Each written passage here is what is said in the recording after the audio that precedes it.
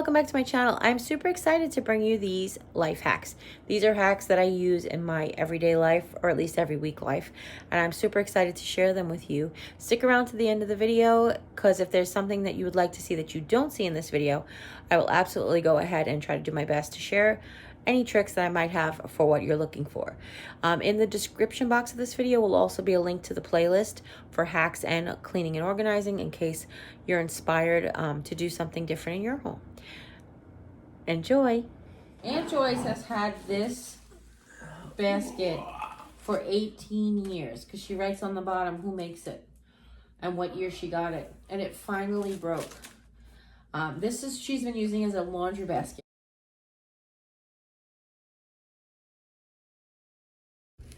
Here's what I did. I moved the inside reed out and the outside reed in because what was the outside reed, which you really can't see too well over there, was cracked and split.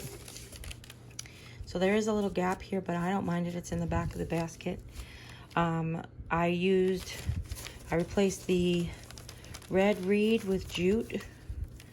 And what I did was I folded a long piece of jute in the middle, and I started there in the middle. And I went this way, and then I went that way. The reason I did that is so I didn't have to weave 9 feet of jute in any single direction. So here's how it looks. I added glue to the tops of all of these, and then I put the braided rope on top, and then I strapped it down with some jute. And that's what it looks like. And I think it looks pretty good, and it's very strong. Yay. And I'm just going to use it as a recycling bin anyway, so I don't even need it to be that strong, but I was pretty accepting. So this next hack is my candle warmer. You guys, if you've watched this channel for a while, you know I'm in love with my candle warmer. The candle warmer does make the candle melt completely liquid. It's warm to the touch. If you have sensitive skin, it might be a little hot to you, but it's much safer than lighting a flame. Plus, I can leave it on continuously. I can get a continuous aroma through the air. Then, when you're done, it's so easy to pour off the wax out of the candle, as well as to repurpose the candles that have no scent, okay? Now, like I said, the plate is hot. When I first got this, I actually used it in my office to keep my coffee cup warm. But I'll show you how quick it is to melt. This is just about an hour later. Actually, it's about 55 minutes later. It's completely liquid. And then what I do after the candle scent has dissipated, I take these small bathroom cups. I save the wick. You could hot glue it if you want to, but I'm just going to reuse the wick. When you pour the hot wax onto it, it will move. So just place it in there. Pour the wax gently. Don't spill it. But you're also not going to be doing this on camera, are you? Probably not. Okay. But you just want a little bit of the wick to stay up. This particular wick today was flopping over, but that's okay. It happens sometimes. So all you want to do then is just want to hold it just for a few minutes until the wax just starts to set up a little bit. You can blow on the top. That might help. It also just takes like about 5 minutes. You can sit down and do this if that's something that you want. But the reason we do this is because even though there's no more scent, this is still a good candle. So if you notice the candles that I got from Eden, I burned those. Those burned for about a week. So that's 150 hours at least. And then I'm able to just use the candle for, like, put it in my emergency kit. And it's just a candle with no fragrance. Then once all the wax is cooled off, you take the paper off of the cup, and then you have a little sort of votive candle. Wax cleans up really easy off my counter. I just scrape it up and then wipe it off with my hand, and then finish it up with a wet cloth or a dry rag, and that's it. So I really love this hack. I'm totally in love with my candle warmer. Now for this next bathroom hack, it's about folding towels. If you notice, I like to fold my towel so that there's just one fold facing out. The reason that this is really good is because when you go to pull a towel out, you can grab just one single towel at a time. This was a trick my mother taught me. Having 10 people in her house, she definitely had to organize her towels. And also, it just looks very neat and clean when it's all done. Each one is just easy and grab and go. Next hack in the bathroom is I have an extra bath rug that goes over the tub. It's kind of like at a hotel. Last hack was just recently we found a sponge holder for your sink, and I'm using it to hold sort of my little scrubby thing that I got from the Dollar Tree right there onto the shower wall. This next hack, if you have a giant mirror-sized wall that you cannot frame around, you just hang mirrors in front of it. It gives a really good dimensional look. Make sure you spray paint the frame front and back, so this way you don't get a reflection of the back of the frame. And I hung them from ribbons and wires just to give it that aesthetic look. I love a night light because when you're at 5 o'clock in the morning and you have to go to the ladies' room, you don't want to have to turn on the light and wake yourself up. This is just enough light. This is one 15-watt light bulb. It's just enough light to go comfortably and not wake you up. Also, this $4.99 mirror from IKEA, I absolutely love to do the back of your hair, or Jimmy uses it for a shaving mirror sometimes as well. Also, my last bathroom hack, I love guest towels. These are just napkins from the Dollar Tree in a guest towel holder. Saves on towels, saves on paper towels, and guests really appreciate that extra effort. For the next hacks, we're going to move into the kitchen. I love these penny candy jars from Target, and Walmart carries both of them. I love to keep my dish pods as well as my laundry pods. I love to keep reusable plastic straws right under the cabinet where I keep all the water bottles. That is an old ceramic vase from Goodwill. I love to keep my sponge on a soap dish as well as my dish brush behind it. If you can invest in a soap dispenser for your sink, it's the best way to go. On the sink, of course, you need hand soap and lotion because women of a certain age do dishes. You have to use lotion. Do you like to hang a towel on your oven but you don't like for it to fall off? All I've done is I've taken the two inside folds and I've taken a small binder clip, which is basically this little alligator clip, and I've clipped it closed so it doesn't fall off every time I open my oven. This way you have a little bit of dish towel there when you want to wipe your hands. Now, speaking of wiping your hands, we have a clean hand, dry only towel. It's very specific in my family. Make sure that's just for drying clean hands. This way we could save the environment. That's for drying dirty hands, and that's for drying clean hands only. Also, as far as towel storage is concerned, I love to roll my towels. I just have this big open basket that I got at the Goodwill in New York, and I roll all my towels depending on what type. So I have terry cloth on one side.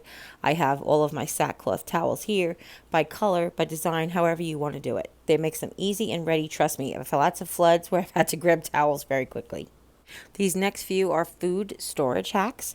So what I like to do is I take my chopped meat in 1 pound packages, put it in just a regular Ziploc bag. It doesn't have to be a freezer bag. And basically you're just going to flatten it out the best you can with your fingers. Obviously this is hard to do with just one hand because I'm holding the camera, but it is so much easier to do too.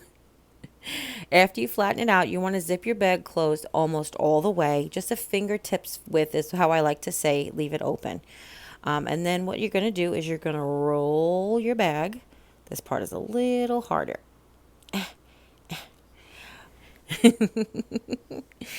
And then what you're going to do is you're going to take your chopped meat and all, and you're going to roll it from the bottom to the top, just like those bags that release the air for your clothes when you pack in your suitcase.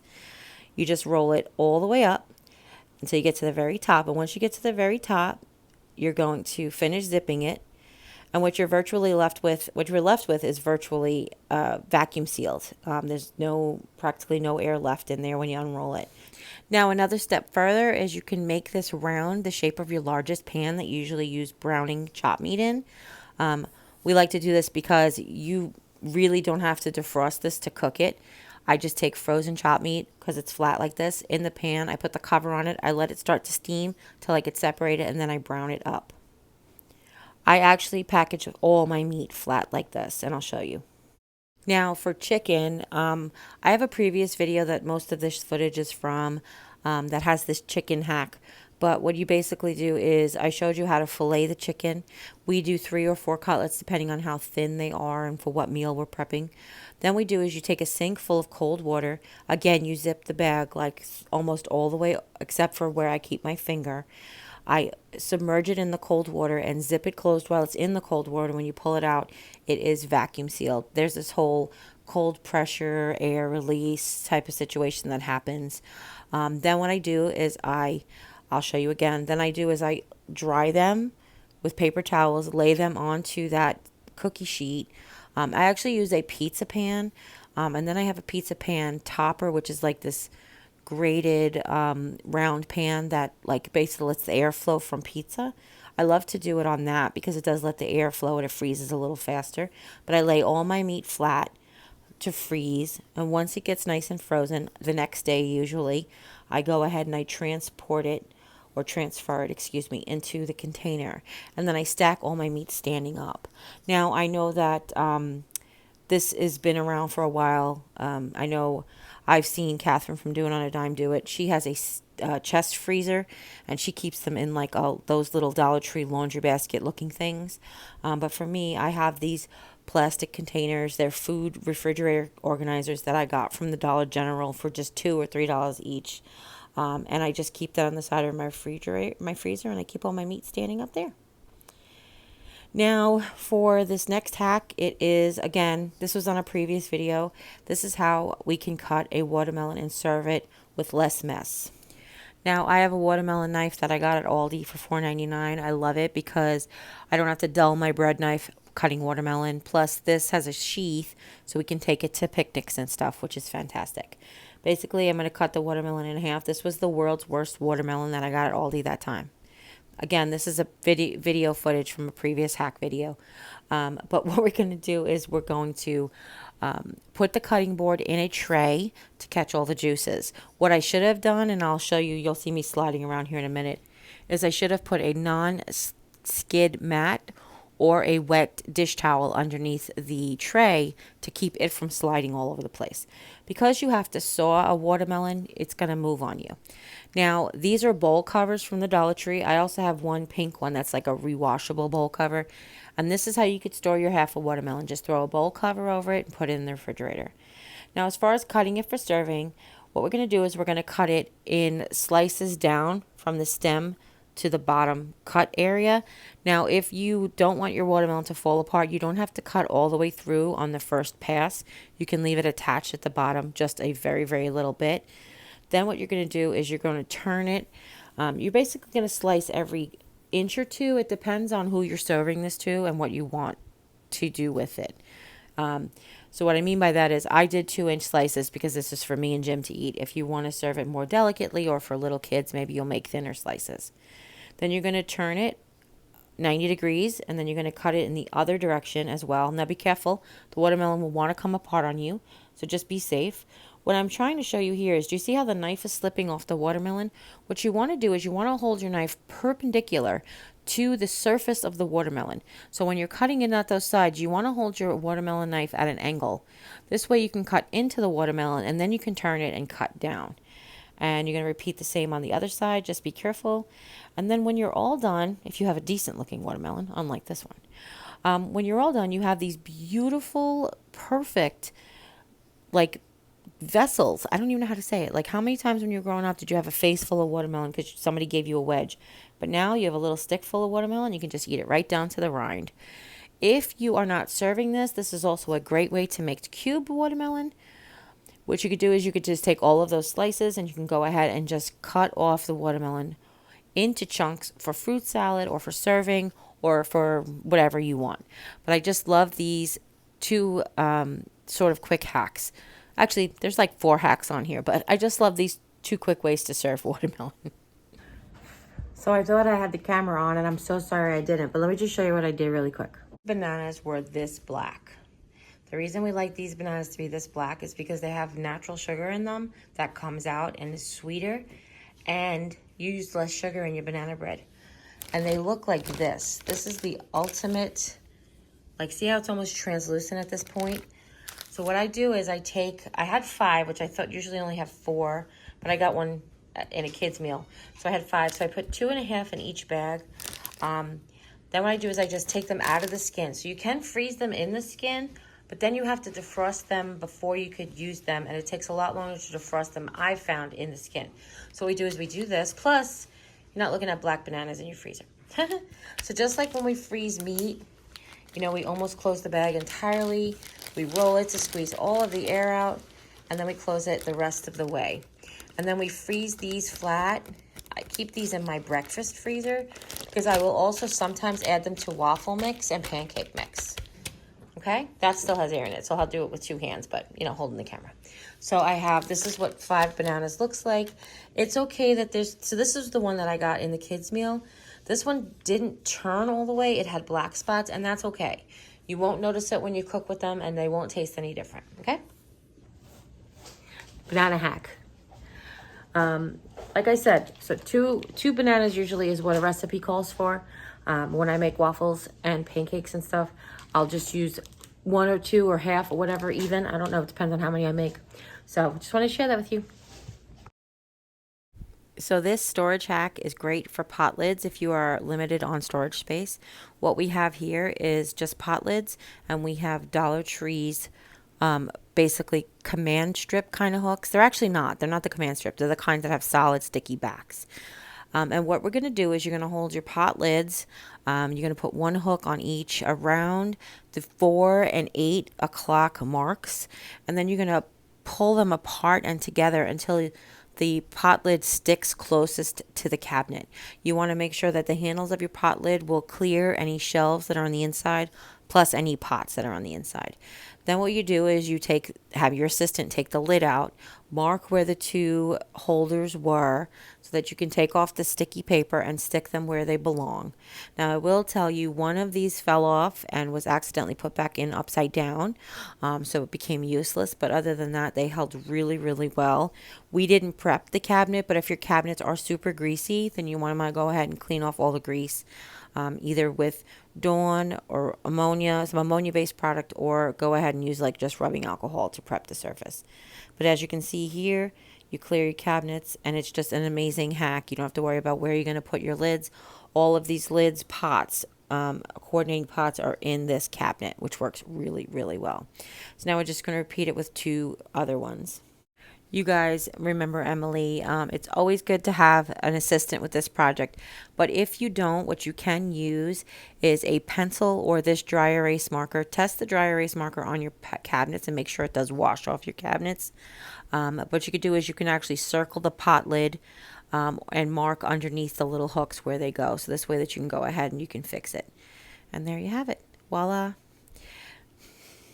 Now, for the next hack, we're going to go into the laundry room.